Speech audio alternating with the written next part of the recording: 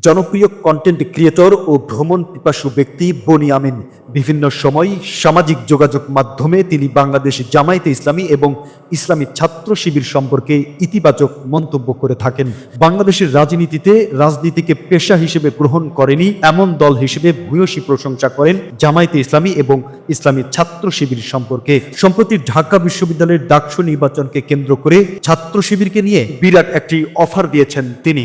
জনপ্রিয় content creator Boni Amin বলেছেন, ডাকসু নির্বাচনে ছাত্র শিবির প্যানেল থেকে ৮০ ভাগ জিতলে আগামী ৫ বছরের প্রতি বছর ঢাকা বিশ্ববিদ্যালয়ের একজন ছাত্র ও ছাত্রীকে ১০০ ভাগ স্পন্সর করে অস্ট্রেলিয়ায় পড়ালেখা করার জন্য নেবেন। তিনি বলেন, মঙ্গোলিয়ার চেঙ্গিস খানের এই মূর্তির সামনে আজ ওয়াদা করলাম, ছাত্র শিবির প্যানেল ডাকসুতে যদি অন্তত ৮০ ভাগ জিতে আমি তাদের পক্ষ থেকে ঢাকা বিশ্ববিদ্যালয়ের থেকে আগামী ৫ বছরের জন্য প্রতি বছর একজন ছাত্র ও ছাত্রীকে ১০০ ভাগ স্পন্সর করে অস্ট্রেলিয়ায় পড়ালেখা করার জন্য আনব।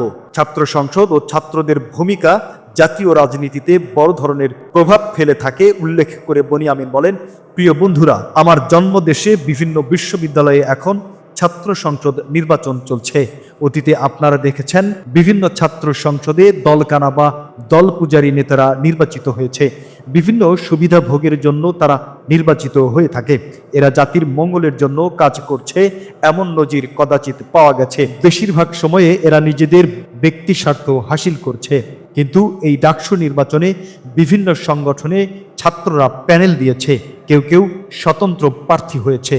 আমি একটি প্যানেলের বিষয়ে আপনাদেরকে বলবো, যদি সত্যিকার অর্থে ডাকসুতে ফলপ্রসূ কিছু দেখতে পান, আমি ব্যক্তিগতভাবে ছাত্র শিবিরকে সমর্থন করব।